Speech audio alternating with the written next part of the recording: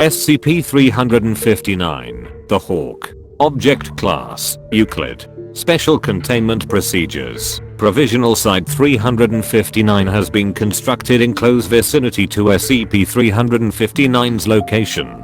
AMTF Gamma-27, breaking and entering, is currently stationed at Provisional Site-359, and are tasked with discovering and implementing procedures to both neutralize SCP-359 and gain access to SCP-359-A. The preservation of normalcy is to be disregarded when formulating neutralization proposals for SCP-359, due to the artificial remoteness of the area it inhabits. Regular GPR readings are to be conducted on SCP-359 to help deduce the exact amount of Hephaesium contained within it. Archived Containment Procedures. The 5th of May 15, SCP-359 is to be kept under constant surveillance with a radio tracking device fastened to its leg. In cooperation with the Ohio Department of Transportation, the highway located near SCP-359's location is to be kept indefinitely closed to ensure no further civilian casualties.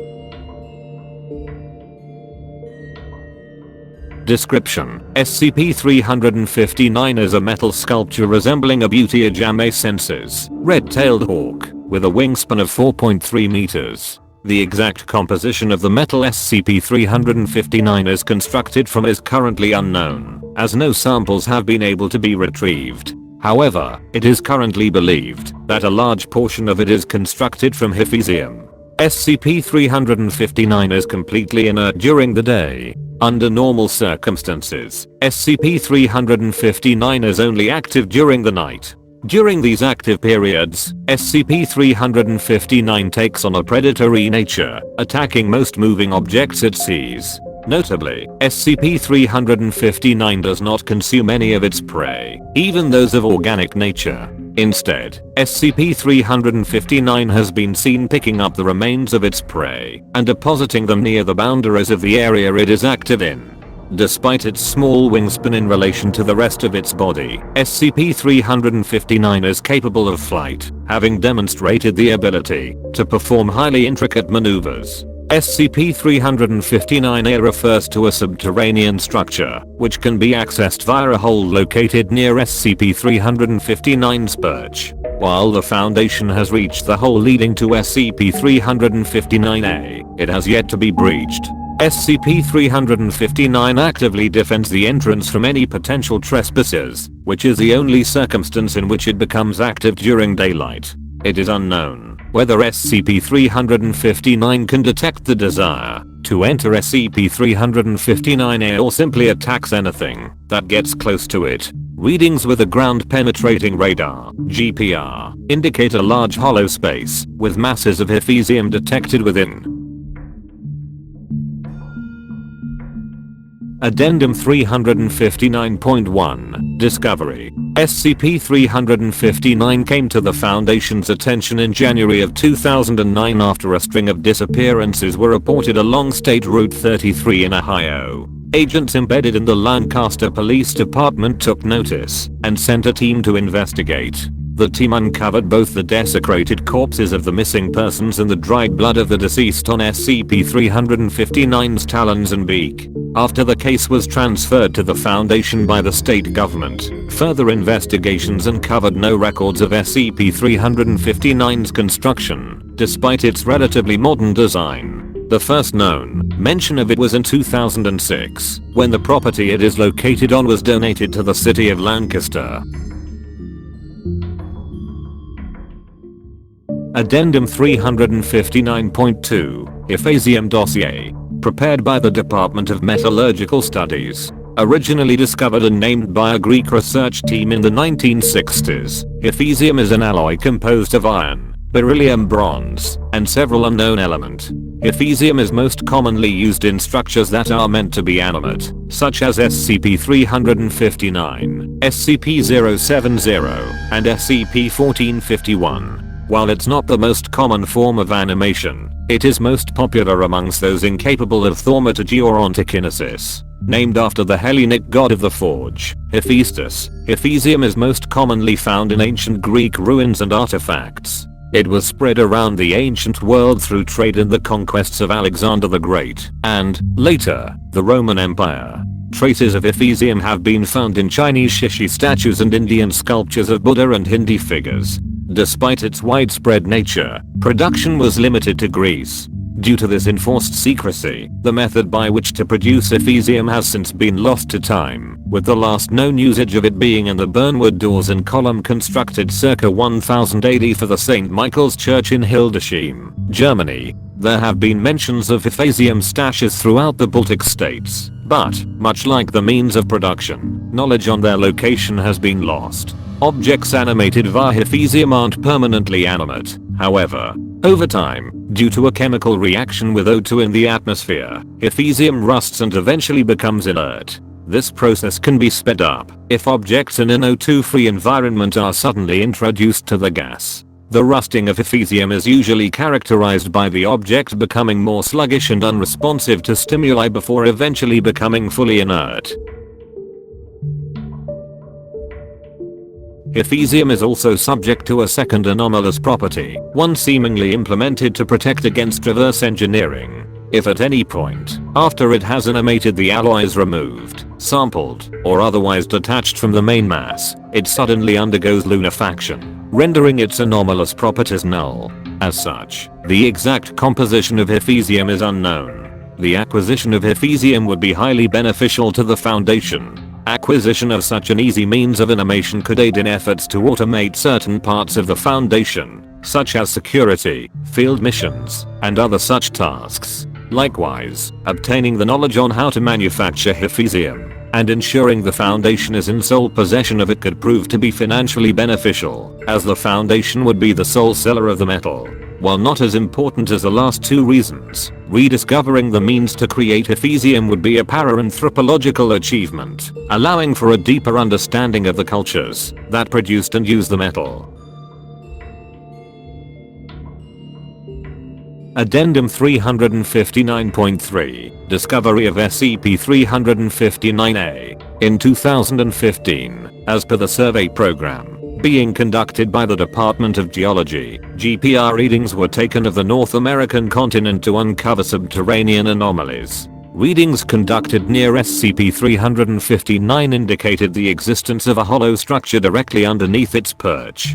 Further readings focused on this structure pointed towards the existence of vast deposits of, presumably inactivated, Ephesium. A reconnaissance team was sent to investigate and potentially find or create an entrance into the subterranean structure. 2015 reconnaissance log date. The 17th of April 2015. Reconnaissance team, Pi-27. Subject, RTF Pi-27 was deployed to investigate the area immediately above the subterranean structure for a possible entrance. If no entrance was discovered, a site was to be chosen to begin drilling. Squad lead, Pi-1 squad members, Pi-2, Pi-3. Begin log. Pi-1, comms check. Pi-2, sounding good. Pi-3, what's the point of comms? All we are doing is lugging this equipment over there in case we can't find a hole leading down there. It's not like we are gonna get separated or whatever. Pi-1, it's standard for all operations, even something small like this. Pi-2, the logs are also used for record keeping. Pi-1, that too. Let's get a move on, we are wasting daylight here. Pi-3, yeah. Pi-3 grunts as there picks up the equipment. Pi-27 begins walking towards SCP-359's perch from Route 33. Pi-2, that's one big bird. I'm surprised we've been able to keep it under wraps for so long with how large it is. Pi-3, we'll be safe from it, right? Pi-1, did you read the debriefing? 3. It's only active during the night. If you wanna get specific, between 9 PM and 6 AM. It's 1:08 right now, we'll be fine.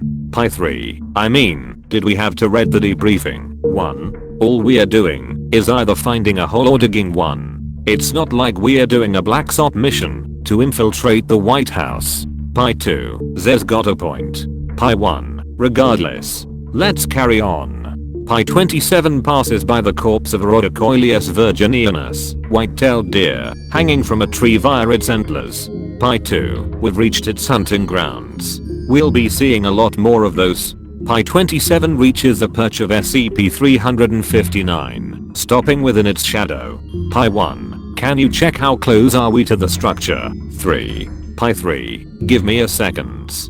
Pi-3 gently drops the equipment Z was carrying, reaching into Z backpack for a PDA.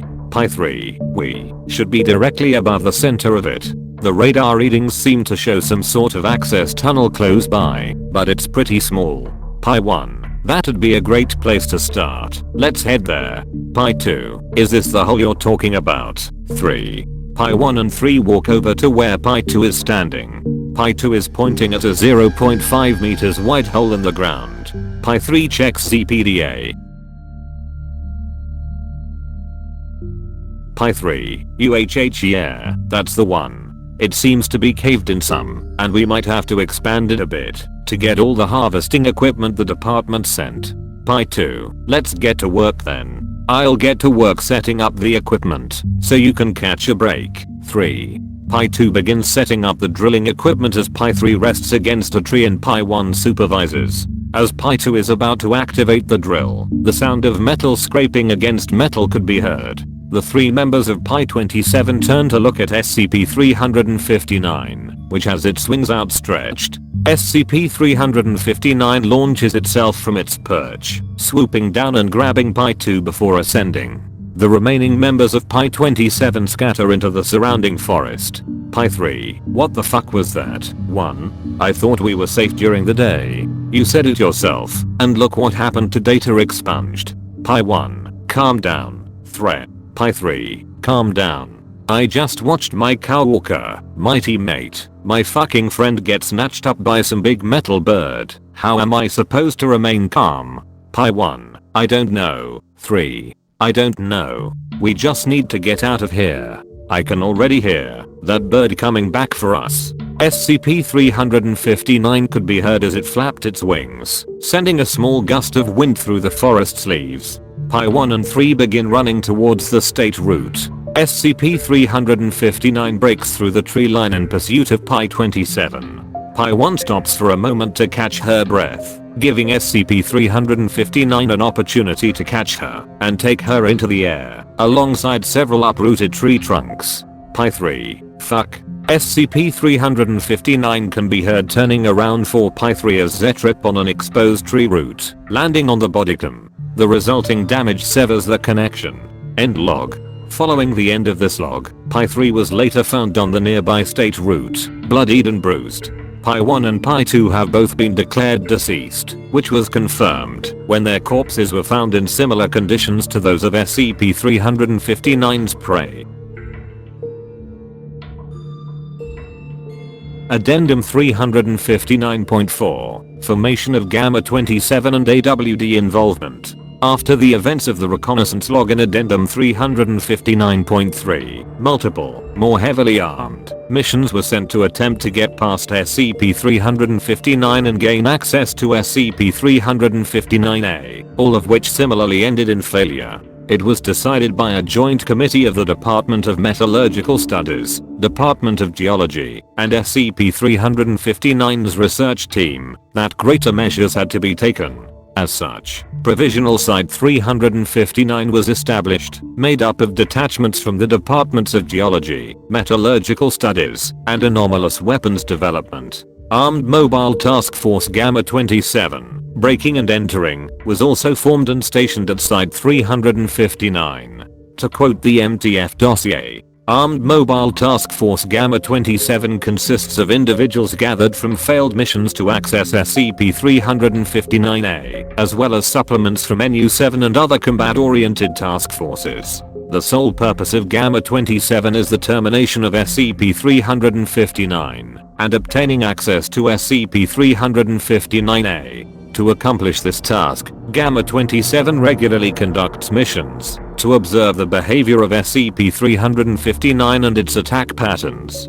Data obtained from these missions are sent to the Departments of Anomalous Weapons Development and Metallurgical Studies to obtain a more in-depth understanding of SCP-359 and possible methods of termination. SCP-359 Dossier Department of Anomalous Weapons Development Design Packet compiled by Engineer Ezra Everest 4G27. Description of target. Entity is a large metallic sculpture, wingspan of 4 meters, estimated to be 9 meters in height, unknown weight, resembling a red-tailed hawk. Entity is made up of Ephesium, an alloy consisting of iron, bronze, and other unknown element. Entity is only active A. during the night, or B. in defense of SCP-359-A. Entity is highly prejudicial in its defense of SCP-359-A, having been seen attacking any and all sources of movement.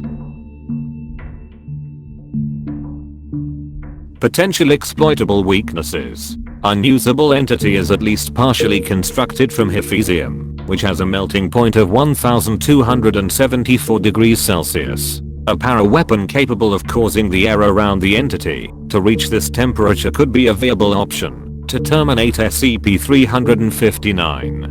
Reason: the potential damage to the surrounding environment and the subterranean structure is considered unacceptable. Unusable entity's main weapons are its talons and beak. Disabling these appendages could render the entity harmless. A para-weapon capable of amputating the entity could make termination of the entity easier. Reason: entity could still cause blunt force damage by flying into operatives. Cleared failure: entity has so far only used its wings for locomotion. Using psionic para-weaponry to both launch and deploy chains, the entity's wings could be constrained, allowing for ease of termination. Update: the chains utilized in the procedure proved to be too weak to restrain the entity, which broke out and then proceeded to terminate the psionic agent. Cleared Ephesium, when removed from the main body, undergoes an alchemical process that transforms it into silver. Removing large portions of SCP-359 could render it inanimate as the Ephesium loses its anomalous characteristics. A procedure such as this could be accomplished via the use of thaumaturgical explosives propelled towards SCP-359. Notes on Weapon 359. 9. To put it simply, the para-weapon is just explosives strapped to a magic rocket. The required components are 24 kilograms of anomalously enhanced explosive material, thaumaturgically activated and propelled propulsion system, a thaumaturge, Type 2 Everhart resonator. AWD will supply the bombs and rocket. I'm sure you'll be able to provide a thaumaturge. The thaumaturge should activate the rocket and guide it to its target. Usually, we'd just have it track the EVE the target puts out, but from what we could gather from your observations, the bird doesn't give off any of it. If all goes well, 359 will be in pieces before we lose another operative to it. And, I'm gonna be real with you, this is a last option. If you want to get rid of this bird, then you better hope this works. You and I both know we can't do anything more than this. We are far too close to population centers to use anything more anomalous than this. Command would never approve of it. Status of Weapon 359. 9. Components gathered, deployed. Addendum 359.5. Destruction of SCP-359 and access to SCP-359-A. 2017 Gamma 27 log. Date: the 23rd of January 2017. Mobile Task Force, AMTF Gamma 27. Subject, AMTF Gamma 27 was deployed to attempt to neutralize SCP-359 with Weapon 359. 9. If SCP-359 was neutralized, a Department of Geology detachment stationed at Site-359 would be notified to begin drilling a wider entrance to SCP-359-A. Additional note, the log was recovered from G1's body cam. Z-Vest was found at the entrance to SCP-359-A by a team sent to investigate. The team was sent after Gamma 27 failed to respond to any communications from Site-359. G1 has yet to be located and has been officially declared as having gone AWOL. Squad Lead, G1 Squad Members, G10, G23, G28. Begin log. G1. Comms check, everyone. G23, clear.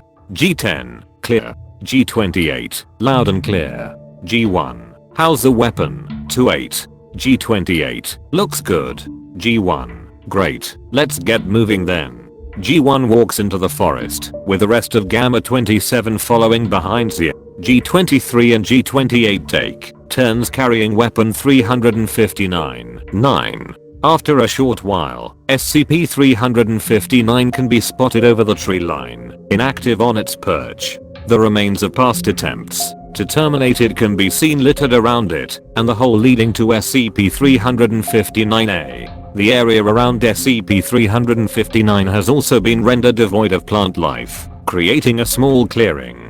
G1. 8. How long did it take you to get the rocket ready? G28. 5. 6 minutes. Shouldn't take too long. G1. Long enough for 359 to rock your shit and ruin this whole operation. Stay at the edge of the clearing with the weapon, and we'll keep it distracted long enough for you to do your thing. 10. Stay with 8 just in case. 2-3, with me. G10. Aye, Captain. Gamma 27 nods as they follow G1's order.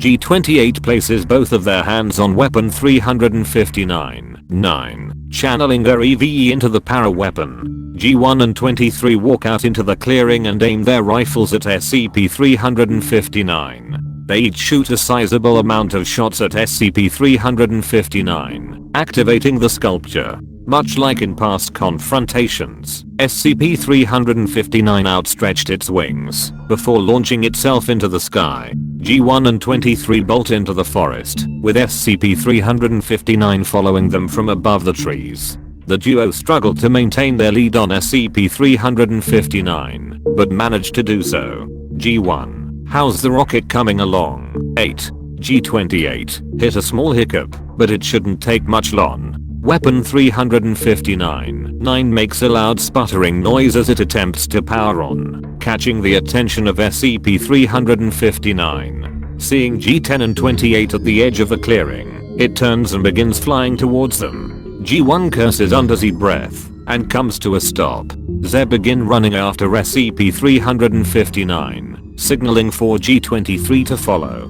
G23, what the fuck happened? G28, I don't know, the weapon shouldn't have done that. G10, fucking AWD. G1, that doesn't matter, start running. G28, and the weapon. We can't just let G1 just fucking run. G28 lets go of weapon 359. 9. Severing the connection. G10 grabs 28's wrist as they run away, knocking the weapon over as SCP-359 flies overhead. G1 runs after SCP-359, hopping over the para weapon and into the forest. G1, head back to the state route. It won't follow us that far out. We can come back for the para weapon later. G23, hey guys, question. G1, what, th? G1 turns the head to look at G23, only to see that she isn't behind the G1, 3, where are you? G23, how much juice did you get in the weapon? 8. G28, barely enough to get it to launch. WY. G23, just. G23's mic picks up the noise of the Type 2 Everheart resonator being activated. G23, wondering. G1, I know what you're thinking, and that's not gonna work. 3. It'll still need someone to guide it. G23, 10. You know if the rocket's strong enough to carry someone. G10, why? G1, no, it's not. G23, shit, gotcha. I'll be with y'all in a bit. G10, fuck, it shouldn't have followed us out here. G28, I thought it didn't go this far. The sounds of doors slamming and metal scraping against metal can be heard. The screams of G10 and 28 are audible through their mix. G1, 10, 8, what's the situation? G1 breaks through the tree line, bringing the state route into view. SCP-359 is perched on the AMTF's fortified transport vehicle, attempting to break through the glass with its beak. This also marks the farthest recorded distance SCP-359 has flown from its perch in defense of SCP-359-A. G10 and 28 are presumably inside of the FTV. G1. Hold on, I'm coming. G23. Don't. 1. It'll just kill you. G1 turns around, only to see that G23 is still not there. G1. Where the fuck are you? 3. G23. On my way. Hearing a noise, G1 looks up. Something can be seen flying from the clearing in the direction of SCP-359. A soft, light blue aura can be seen around it. As it gets closer, G1 realizes what it is. Z begins running towards the state route in front of it. G1. Oh god. 3. Don't you fucking dare. That's an order. G23. Laughter. I don't think you'll be able to ride me up after this, sir. G23 flies past G1 on weapon 359. 9. Barely managing to maintain her grip on it. Once it begins to near the state route, G23 pushes down on the tip of the weapon, aiming it at SCP-359. G1. They're still in there. 3. G23. Wait. WH. Weapon 359. 9 collides with SCP-359, detonating. The ensuing explosion engulfs both SCP-359 and the FTV. Large chunks of SCP-359's body come flying out of the explosion. A charred, yet still intact, FTV flies out as well, hitting the ground and rolling a bit before coming to a stop. G1 drops to Z knees, witnessing the scene. Stifled sobs can be heard. After a moment, G1 fumbles with and deactivates Z bodicam.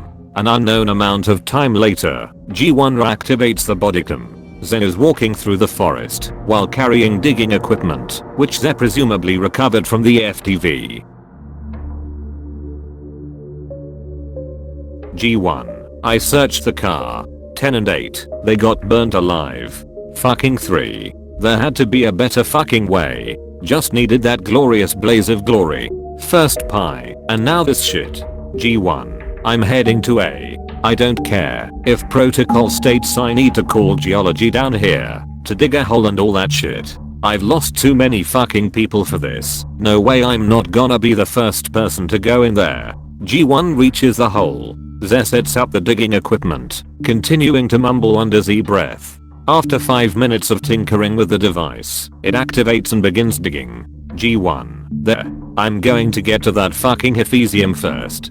Gotta see for myself if it really was worth all of this fucking bullshit.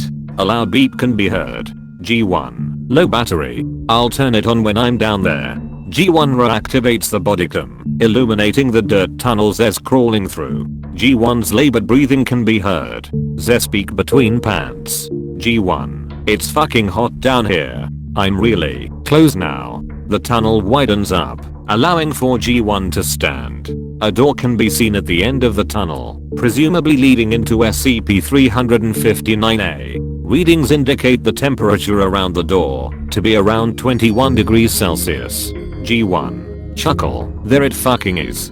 God, do you know how many people died? How much equipment was ruined? How much fucking money was spent getting to you? Oh, that metal better be fucking worth it. G1 reaches for the door's handle. When Z tries to turn it, the handle pops off, falling onto the ground. G1. One last challenge. Can't stop me that fucking easily. G1 backs away before ramming into the door, shoulder first. Z repeats this 3 times before the door creaks open. Almost immediately, a cacophony of sound erupts from behind the door. The cries of injured animals can be heard, objects falling and hitting the ground, metal cracking. After a short while, the noises began to stop, until it eventually became quiet. G1 hesitantly grabs the side of the door, slowly opening it up. G1. Oh. The door opens up to a subterranean ecosystem, heavily resembling the one above ground. Looking up reveals the sky, despite the fact SCP-359-A is several meters underground. In the distance, a body of water can be seen. From G1's perspective, the structure seems endless. G1. Did I Throughout SCP-359-A, the statues of animals are present. Many of them were depicted in the process of mundane activities, while others seemed to be in a state of fear and panic. A majority of the statues depicting avian organisms were in mid-flight and seemed to have crashed into the ground. All of the sculptures were covered in rust with the exception of their eyes. Their eyes could be seen still moving. G1. Silence. G1 covers and turns off the bodycam. End log.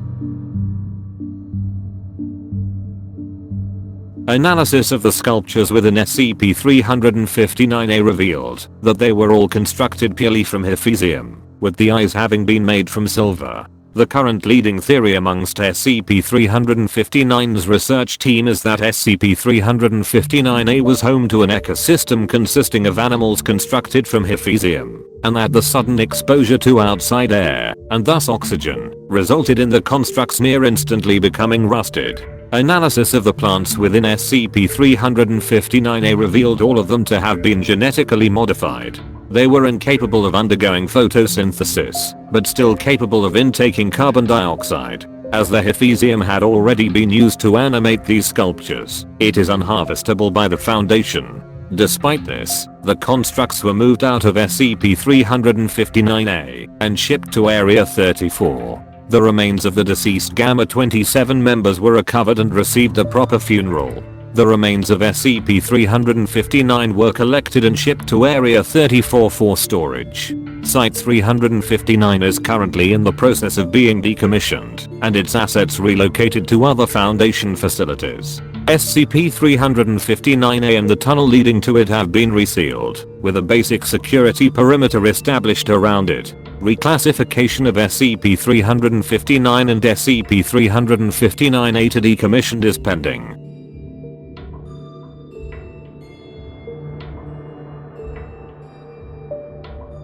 End of file.